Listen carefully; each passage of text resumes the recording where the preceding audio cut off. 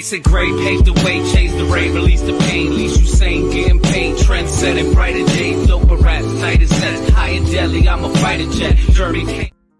All right, thank you. You know what? It feels really good to be back on the podcast. Should have said that before. We haven't done this since before Christmas. But man, it feels good just to talk some shit, have some fun, have some laughs, enjoy, kick some knowledge. This one is a little tough. This one is... Well, hold up. Before he always forgets this, please don't forget to subscribe and follow us on Urban Wrestling Network. There's a little barcode right here right next to his face there, next to his fake beard. So you can just click the picture and just call out the beard, and you should be able to go right into it.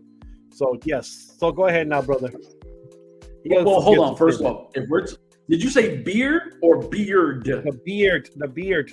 Oh, I have an accent, man. Beard. I was like, that's not a beer. That's actually peanut butter whiskey with grape juice. So it's a peanut butter and jelly. It's really good. Yo, bro, first off, look at that. Look at the coloration. Wine here. I mean, no whiskey, man. I'm a wine dude. Give me some Moscato. I'm good to go. Yo, bro, I just got Luke Belair that Rick Ross, the wife, got it for me. It's a rosé. You know me, man. I collect this stuff, man. I support the streets. Hey, man, give me a Coors Light or a Bud Light, and I'm good to go. Oh, no, listen, we're from the wrong era. Me and you, we grew up on Old English, St. Ives. Yeah, we've been drinking. 22, baby. That's 22, baby. That's St. Ives, baby. I can't even drink that no more. But you know what? We're crazy off topic. And you know what? Yeah. ROH don't really have a topic anyway, but we're going to talk it. So ROH, where your uncle or cousin Tony Khan, whatever you want to call him, cousin Tony. Yep, cousin Tony Khan. He buys ROH. We see that everybody's excited, right? Like, oh shit, you know, they now own ROH, which feels more like he bought their library. But so what he does is he has random matches and said it's an ROH thing, right? Like, nah, let me get a full program of ROH. Bring it back, have that ROH ring, give us ROH. We haven't seen that yet. We've seen multiple people like Chris Jericho, who for some reason they put the belt on him. And I know him as Cesaro. I think his name is like Claudio something. Yeah, Claudio Castagnoli. There you go. He's Italian. Oh no, he's Swiss, right? He's Swiss. Yep. Swiss Okay. Army. So the Swiss Army. So he's now the champ. You're like, okay, Mercedes Martinez has been missing in action for like 9 months. We barely ever see her. Go ahead and say something because... Well, she lost the belt to Athena at the pay-per-view. So yeah, not a shock. A former WWE person comes over and takes the belt from her. But before that, you didn't see her forever neither. So you have Mercedes Martinez, one of the most talented women in the entire industry. Don't care what company it is. Mercedes Martinez is a veteran. She's amazing, super talented, hard-hitting. You could keep going and giving her flowers. But you throw it to Athena, cool. We understand what Tony Khan does. If you're a former WWE, you get to come in, do whatever you want to do. It's what he does. So he did it with Moxley. Moxley came in and won. He's done it with Athena. Athena has won. So the more you look back, you go, all right, well, what is ROH in the AEW era? I don't know.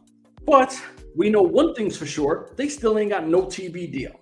Where this was supposed to be, we have a TV, we're going to have a TV deal. We're going to have Ring of Honor back. Ring of Honor's come back for the Ring of Honor fans. We're going to do this. First off, and on another note that we could talk about in a few minutes, where the hell is this AEW video game that's been teased for 3 years already? It takes 2 to 3 years for a video game. We still haven't seen nothing.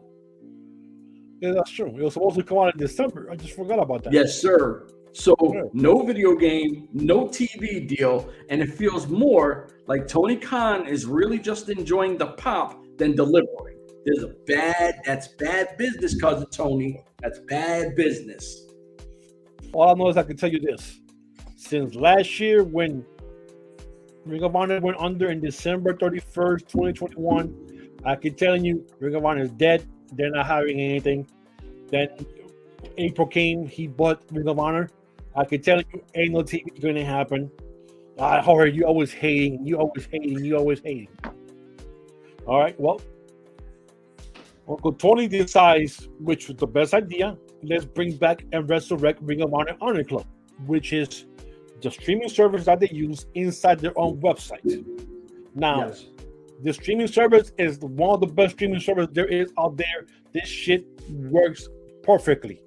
After the first show, when it had issues back in the days, that thing is like 1080 HK, whatever you want. That thing is beautiful.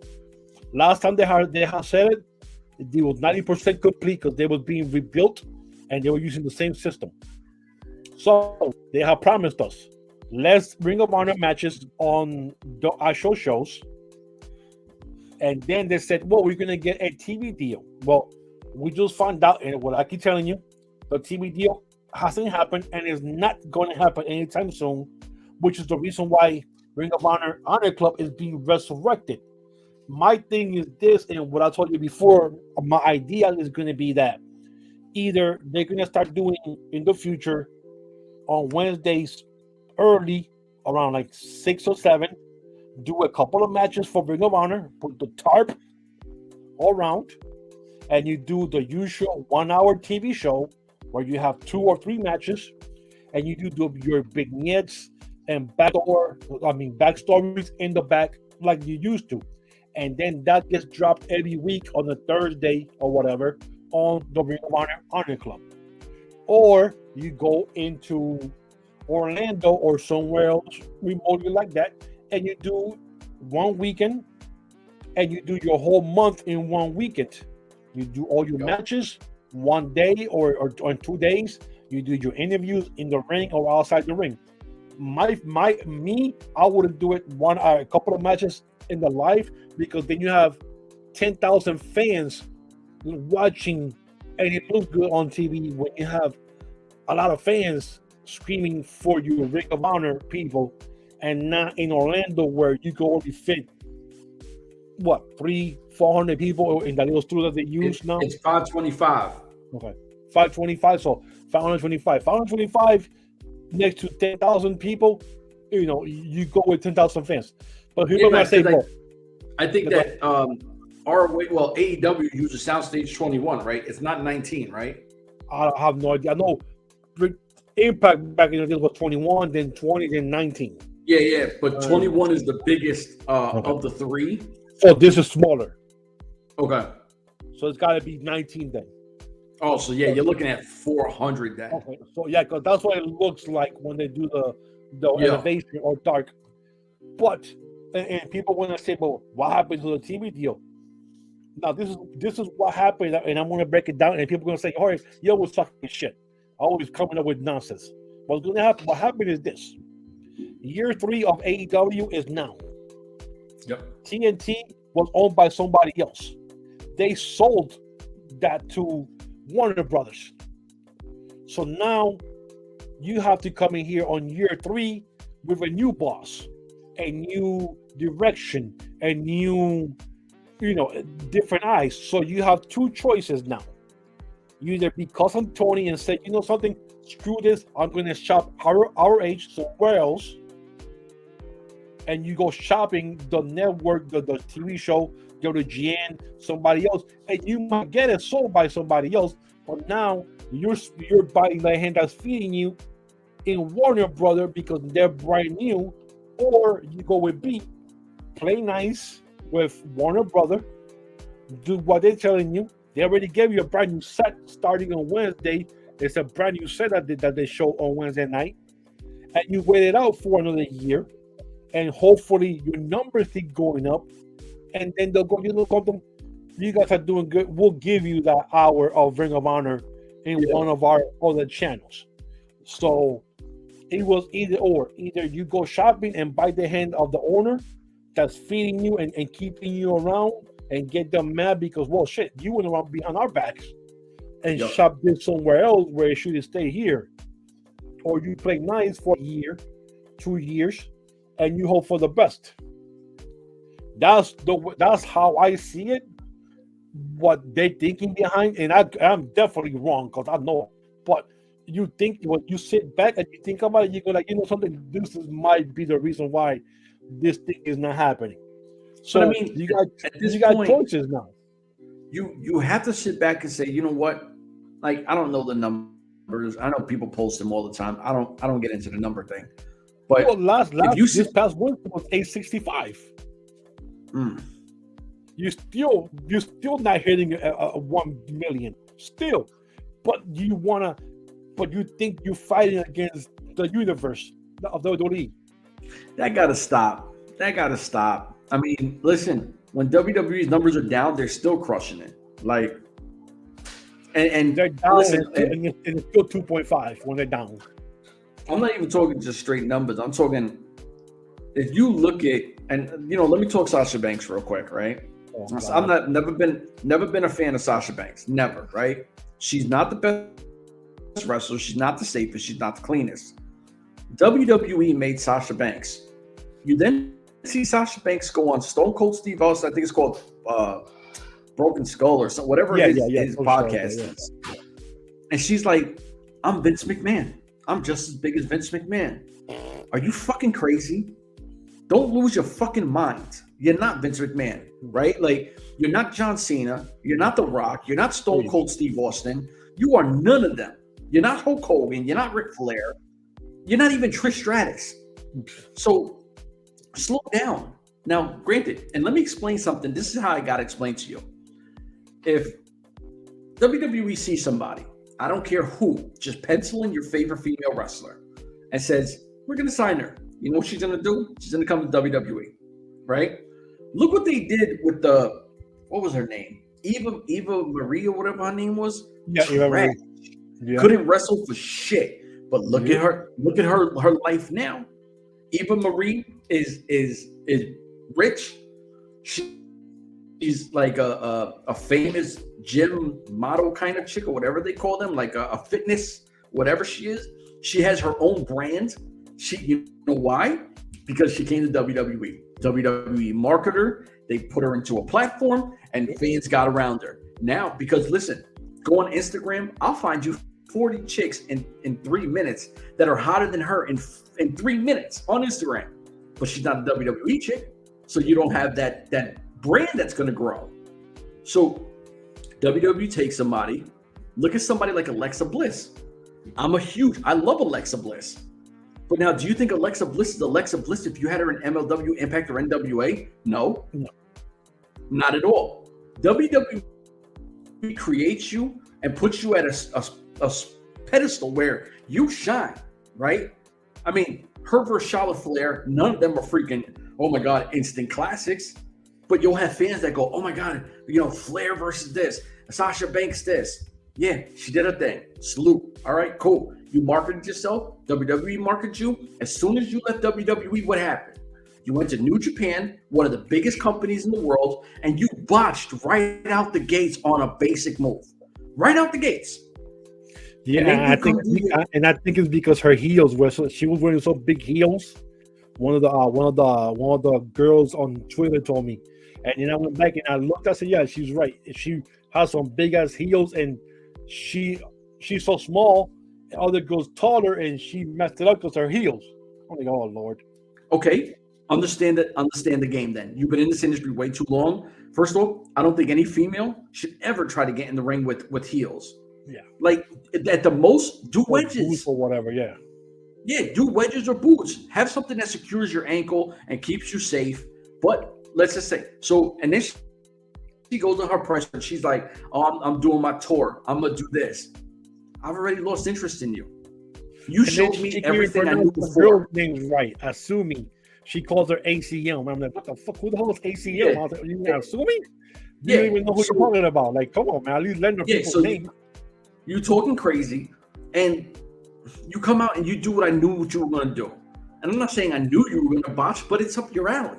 Yeah. So then what do? You go to AEW, and then, okay, so now, and here goes once again, what happens to Britt Baker, right? Is the beginning of this industry, right? AEW came up, Britt Baker was the face. You got Paige, you got Toni Storm, you got a bunch of girls that are coming in with some name value, And then if you take Sasha Banks, now what happens to all the girls underneath that? Right? Like, this is where fans don't realize is someone's got to take a back seat to her. She ain't gonna sign there. Welcome to Dark and Elevation. Yeah, exactly. And then you sit back and you go, all right, cool, right? All right. If she goes to Impact, she'll be exposed. Those girls will out wrestle her in a heartbeat. And I'm not even talking money-wise that because people go, oh, Impact can't afford her. Fine. But let's just talk wrestling because it's wrestling. All those girls will smoke her in ring. So you're going to stick her. You're going to try to make her look good. You got to keep her away from Jade because Jade should not lose to her. Right? Like, so you're keeping her away from her. And then what? All your favorites. First off, where's that girl Paige Van Zant or whatever her name is? Where the hell is she? I don't know. I think she's coming back though. Soon, I think.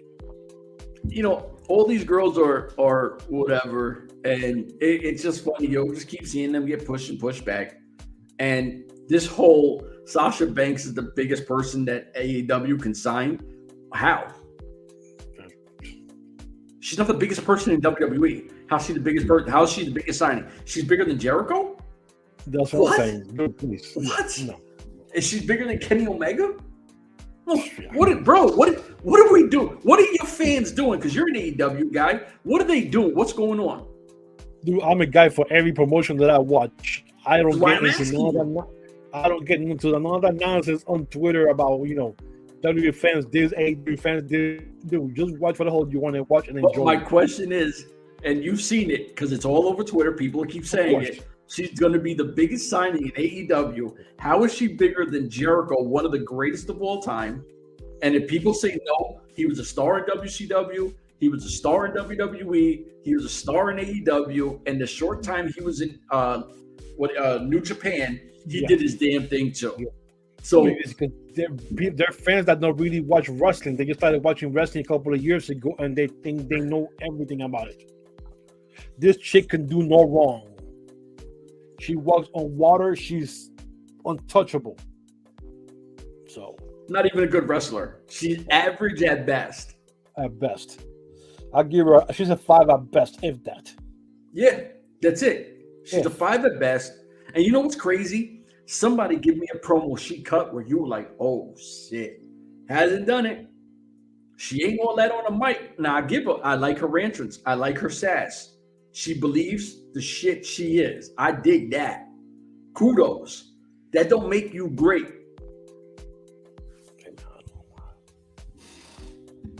My fault. I seen it. I know we're talking about ROH having no TV deal, and then we went to this. So I don't know. I don't know what happened. Yo, I mean, it's still kind of tied into AEW because ROH is AEW's. It's like you have Dark Elevation and ROH is in that group. Well, yeah, it's actually AEW ROH, so because it's not ROH by itself. So I think, did we hit everything? Did we touch what we had to touch? We did. Yes, we did. My brother, I think we told them to like, subscribe, share this, all that good stuff. Listen, I'm going to say this and we out of here. No podcast talk to y'all the way we talk to y'all. No one does. Everyone does the goofy. Everything is perfect. This is our favorite show. If you actually listen, and I didn't think of it till you said it on a recent show prior. Now, the show we talked about mostly is MLW. And we critique it harder than we actually praise it, right? Like, it's what we do. I'm not going to sit here and lie about nothing. If I don't like it, I'm going to tell you, like, dude, that shit was horrible. It's what, listen, we keep it 100. If you like it or not, that's why people actually bang with us. And the ones who don't, they leave. If you don't want to hear how everything is sunshines and rainbows, go somewhere else. Because we ain't going to talk like that. My brother, let them know so we out of here. That's Muffins Martinez. I'm Chef. Y'all know what it is, man. 2023, our first shows. We're going to drop them on your head. We out of here. Deuces.